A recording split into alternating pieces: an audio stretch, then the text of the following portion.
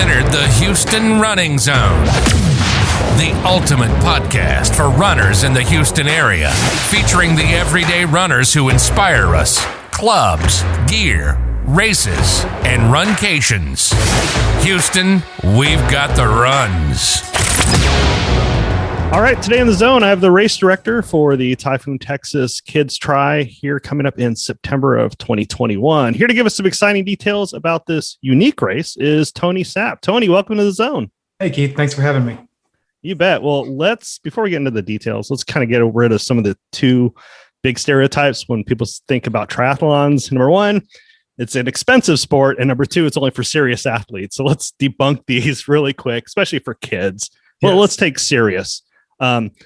Races, especially triathlons, especially for kids, it's all paces. Is that correct?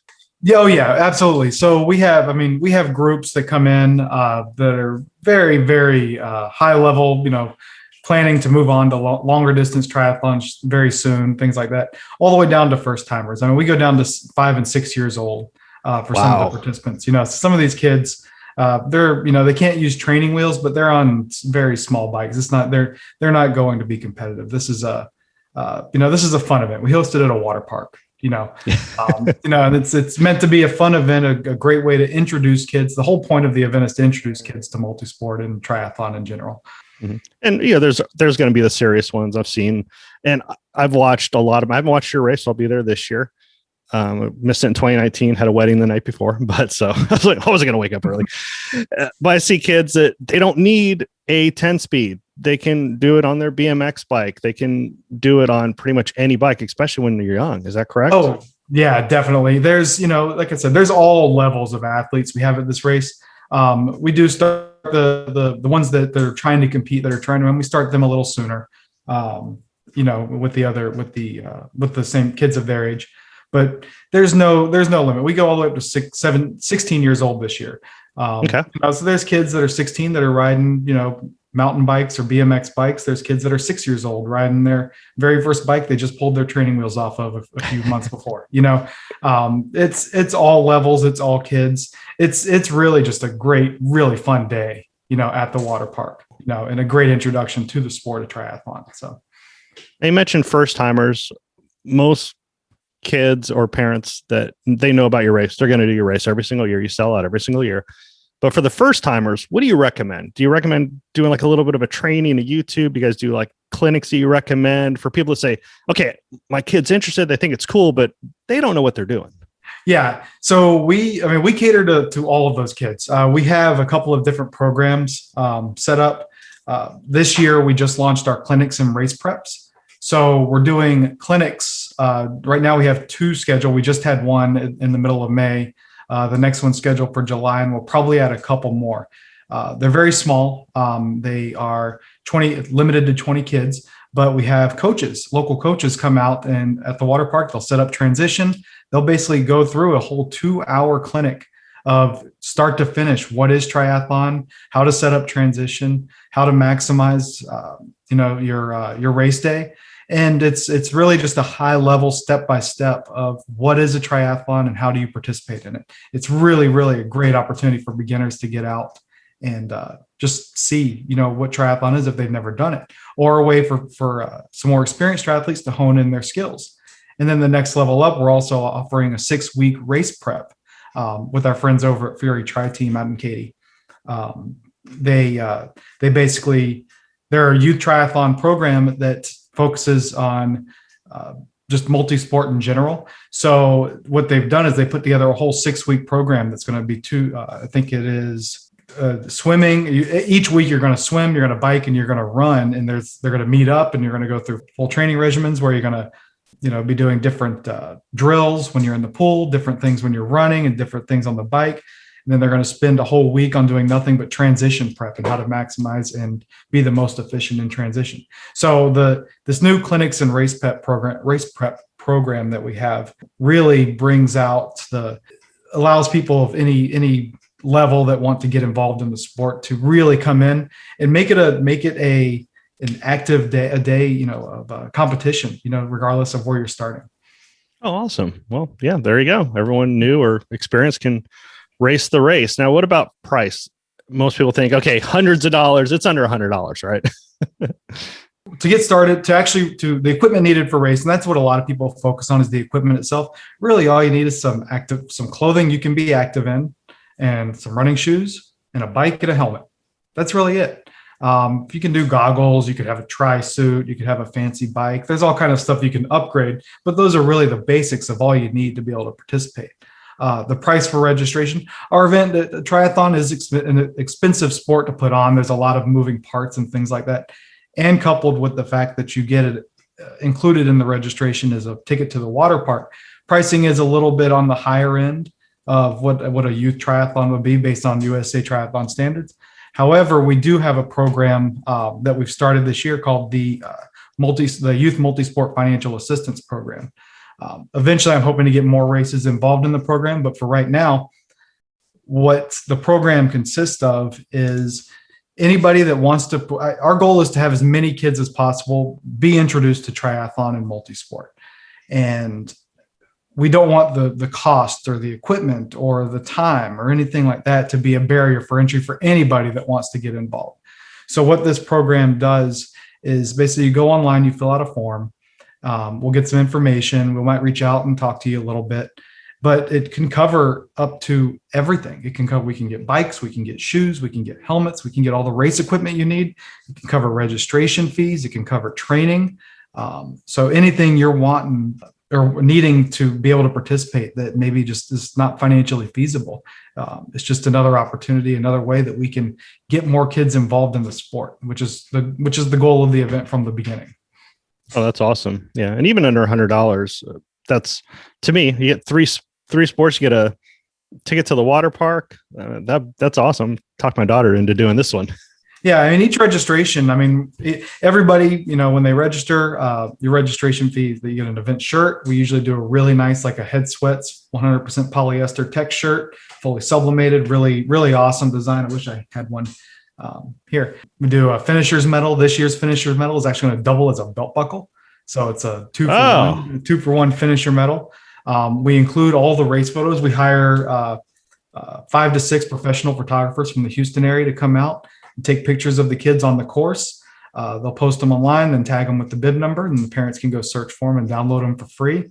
Obviously, swim cap is included, all the race numbers and body markings. Timing, race timing. So because we are a USA Triathlon sanctioned event, the results do get posted to the national organization's page, and you can earn points if you go do multiple events and things like that. And we actually have some kids coming from other states to participate in this event to get points for USA Triathlon. So like I said, there are some serious kids. And then, of course, water park ticket. Every kid that registered gets a ticket to the water park after the race. And parking. One of the things that's often overlooked is parking. Sometimes you go to a race and all of a sudden there's a $20 fee for parking.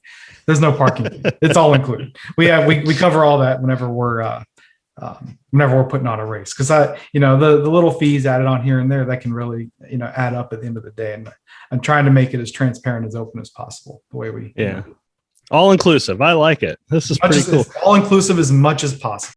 Yeah, because you still have to be a member of USA Triathlon, which there is an annual fee that's $10 for kids for the year.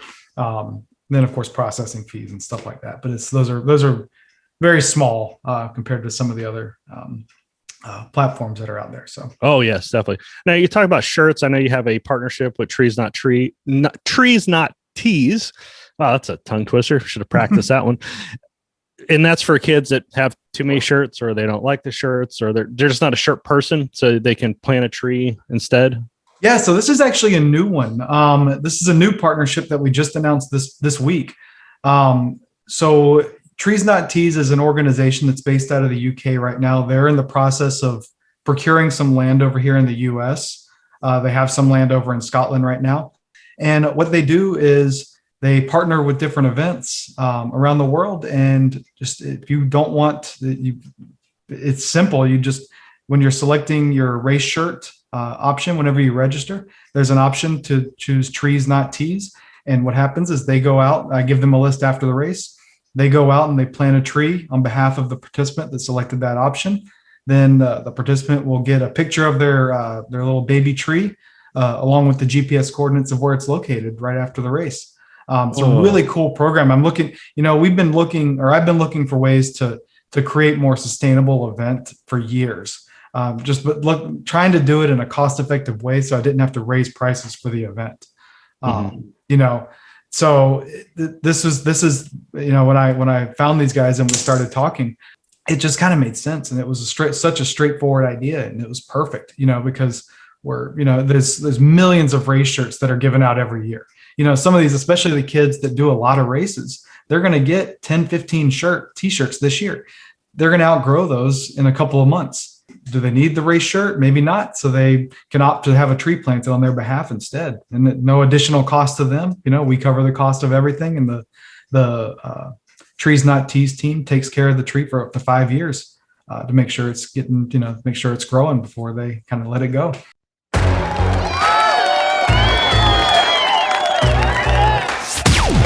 You are in the Houston running zone. We've got the runs. Yeah, I didn't really go too much research on that GPS coordinates, and that's really neat. Yeah, they're a really interesting organization. I'm looking forward to work with them. Like I said, it's a very new partnership that we just launched this week. So I'm looking forward to seeing how all this works out. So far, just in the announcement, I've already got 15 kids that have selected to plant a tree instead of get an event shirt. So we're already on our way to planting 15 trees. Yeah, well, that's great. And hopefully more races will find out about this and at least give people the option for the kids that don't want it or adults. We are the first US based event that's partnered up with them. So that's kind of exciting. We're kind of their test bed for how their US operations are gonna roll. Awesome. Well, let's talk medals. I know medals are extremely important, especially for kids. Now, some adults don't want them. I still keep them. I can't get rid of them, even though they're in shoebox. But medals for kids, you always have awesome medals. What does it look like this year? Do you know? So this year, I don't have the demo unit yet. It's actually on the way. It's in the shape of a belt buckle, so it's an oval shape. It's got some really nice detail around the edges, similar to like a rodeo belt buckle. Nice. Then it's got the logo engraved into the middle of it, and it's going to be full color around the outside. So really, I got. Do I have a picture up online? If not, it will be by the time we post this. So yeah, it will be. The picture will be up online by the time we get this posted. So yeah, if you go visit typhoontexaskidstri.com, there'll be a picture of what the actual belt buckle looks like up there. Or you can always just go visit our Facebook page, because I posted it there as well. Okay, nice. And of course, we didn't really talk about this. Location and its date. So you're doing an entire weekend, is that correct? Or 2 days? Yeah. So usually this race takes place in mid to late April. This year, I just made the decision to move it to the late summer, early fall. So this year we're doing 2 days instead of one. We're going to be on September 18th and September 19th. Both obviously that takes place at the namesake, the Typhoon Texas Water Park out in Katy. But basically, you can select which day you want to race. We have both short course and long course for the juniors and seniors, and we're running both races on both days. So, we opted to do it that way instead of doing short course one day, long course another, specifically for siblings that want to participate on the same day. Maybe one is aged up to the long course and another is in the short course. We didn't want them to have to come back 2 days back to back unless they wanted to. So we're running both races both days. And in addition, another perk is we're doing what I'm calling the Texas Double. Kid wants to participate both days, they can, and earn some special prizes for doing that as well. If you're a real go-getter and want to do 2 triathlons back to back. That's awesome. Yeah, make it easy on the parents, especially for if they have more than one. That makes sense to me. Yeah, we've seen other races do the model where it's juniors one day, seniors another, and it works. It's a good model. I just with the travel, we have parents coming from, like I said, out of state, to do this race. So that would just be an extra day that they would have to travel if we were doing the one course in one day. So that's why we kind of opted to do that, and we'll see how it goes. It's basically going to be the same race that almost 6,000 kids have participated in over the years. Wow! And that it's just twice the fun, 2 days in a row. Well, I know there's a lot of, as you said, competitive athletes out there, and we know a lot of groups that are really putting together some amazing teams. You moved it to September, so you can still kind of do awards. So our event is now the as far as active events that are still occurring, is the world's largest kids triathlon. Oh, wow. Cool. So I wanted to be able to keep that. I wanted to be able to keep the huge, the fun atmosphere. It's a big event. When you see, 1,200 bikes lined up, ready to go, 1,200 kids in a single file line getting in the water. It's a long line. It adds a lot to the event, being able to see all of that. And I wanted to be able to put on an event that is as close to what everybody's been used to over the years as possible, without having to, have a lot of special precautions and a lot of special things. I did put on a small splash and dash event in early May. It was kind of a test event to test out some of my new safety protocols and some new ideas I was thinking about for this event. And it worked great. All the safety protocols were good. Everybody had a good time. I'm hoping we can relax some of those for the September race. And, like I said, we're pushing forward with hopefully what's going to be a great, awesome late summer day.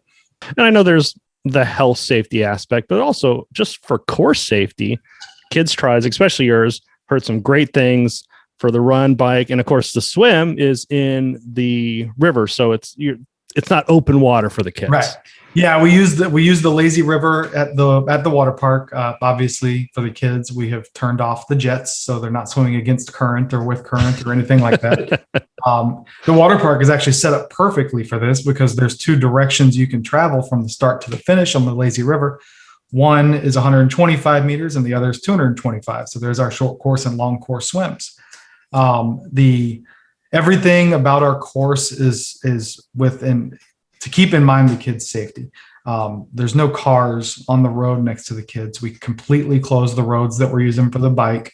The run is on a closed portion, closed section of road that to keep any cars or any additional traffic off of.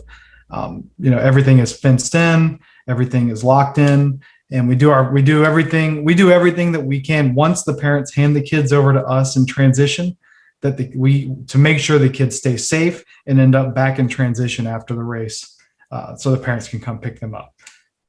Yeah, makes sense. And that's why you're the largest. You take care of the kids, and it's very important to us as parents as well. Well, for people that want to help out, do you need volunteer groups? And do they go to the main website for that as well, the Typhoon Texas? Yeah. So we obviously, volunteers are huge at our race. We need with 1,200 kids, there's a lot of corralling that needs to be done.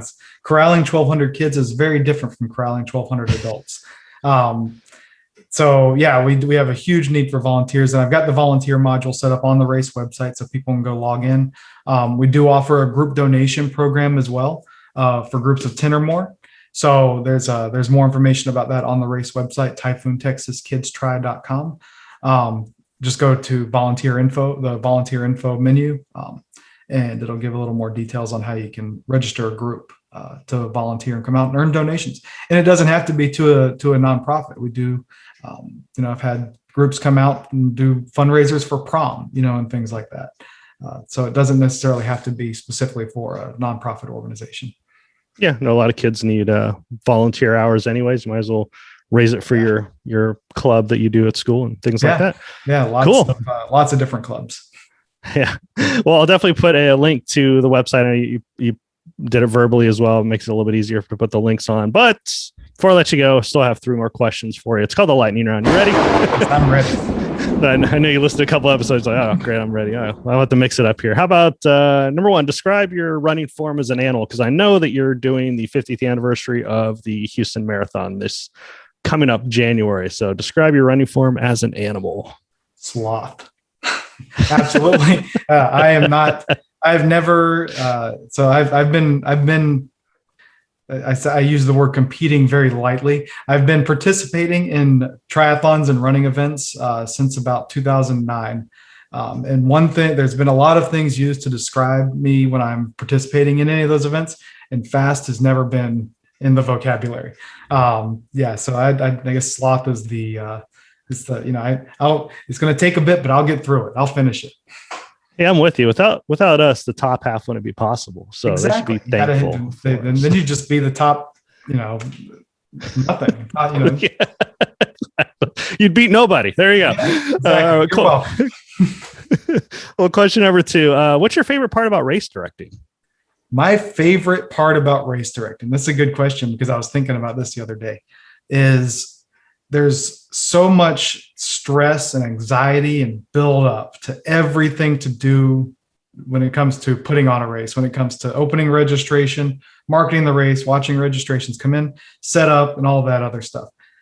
About 5 minutes before the race, there's the stress is at its absolute peak. Is everything in its place? Is everybody done everything that you hope has everybody done everything that they should have done in order for the race to go off successfully? Then you hit that 60-second mark, or then when the countdown starts to race, everything just goes away. It just all falls off, all that stress and everything, because there's literally nothing else that can happen that you can do at that point. It's the race is going to execute, and you just have to trust that your team's in the place that they are. And I've just gotten into this like Zen moment about 60 seconds before the race, that everything just, all that stress, all that build up, everything coming into that just slides away. Awesome. Yeah, that's neat. All right. Well, here's one because it's almost lunchtime right now. So question number 3, what's your favorite culinary guilty pleasure?